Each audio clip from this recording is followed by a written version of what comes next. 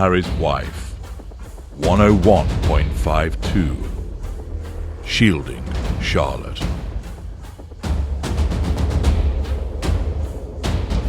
She gave Kermit Goes to Church the piercing luck of banishment at the Commonwealth service.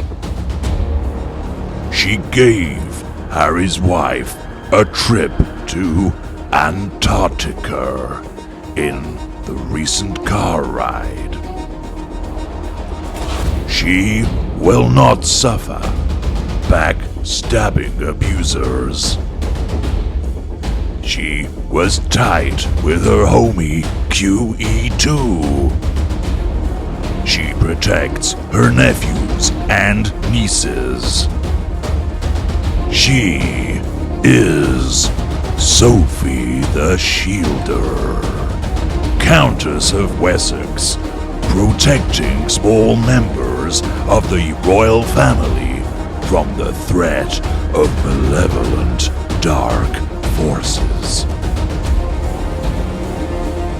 Displaying her danger senses honed from her PR days, and unleashing her protective emotional empathy, she detects threats and neutralizes them with her famed laser stare.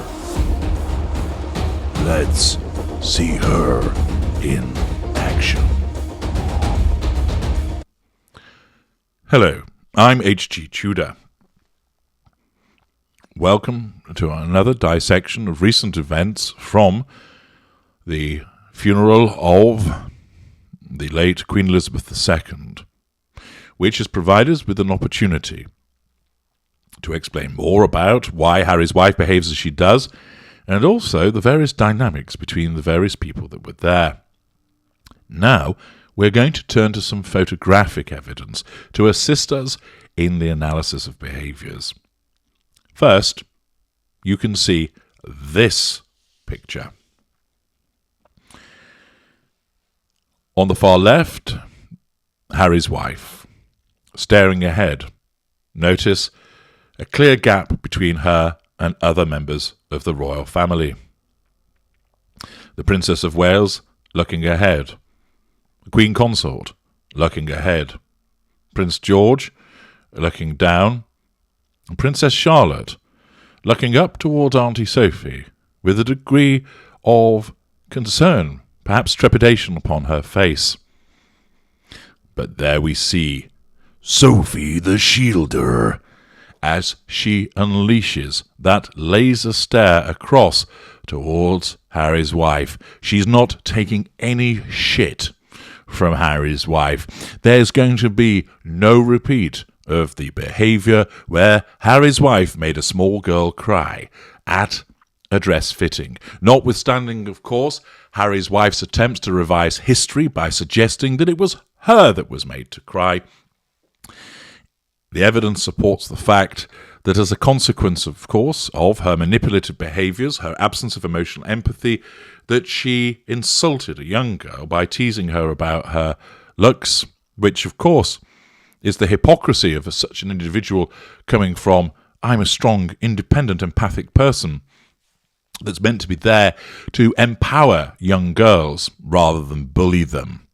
Furthermore, there is the hypocrisy that rises from teasing and bullying a young girl about claiming that she looked chubby and insisting that she didn't wear tights, and that mocking her for her appearance from somebody who clearly has undergone various changes to her own appearance. Indeed, someone who's so dissatisfied the way that she looks, she can't decide whether she's white or whether she's black. This reputation for bullying, of course, has preceded her, and this is what has alerted Sophie the Shielder to take action. You can see by the look on her face that she's keeping a very careful and stern eye on Harry's wife. She knows her game. She knows that she's not a pleasant person, and burp, burp, immediate threat detected, she sees that she's stood near Princess Charlotte. And Princess Charlotte clearly is unnerved by it. And, As a consequence of this, we then move to the next photograph, which shows that there has been some shuffling going on. Yes, you can now see that as a consequence of the threat, Charlotte has been moved closer to the shielding Sophie and also to Mum Kate. Big brother George flanks, and then in comes one of the big guns, Camilla, Queen Consort, for some action next to Harry's wife. Harry's wife stares ahead, no rictus grin. Notice those clenched neck muscles. There's a threat to control, and it's in the form of the Queen Consort. Yes, she's rattled all right. And, like chess pieces forming a protective wall around a young pawn, other members of the royal family have perceived the threat posed by Harry's wife. The different motivators exist, however. For instance, with Sophie, she's moved by emotional empathy to protect her niece. Ditto, big brother Prince George. Also, of course, Catherine, utilising the empath sense to protect her daughter. Camilla, however, is motivated by other factors. Knock-on-knock action indeed.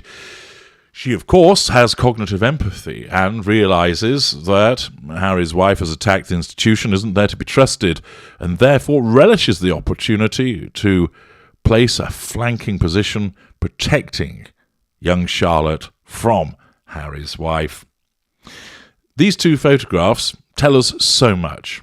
They demonstrate, of course, how Harry's wife is very much on the outside. You note the positioning where everybody else is stood to one side of her. But as soon as her presence is noted and the threat is perceived because she's near Charlotte, Auntie Sophie steps in with that laser-like intense glare, and then other members shuffle matters around to protect the young royal. But it's not just Auntie Sophie who's there to protect small members of the royal family. We now see that Mum, Princess of Wales, dives into the action too.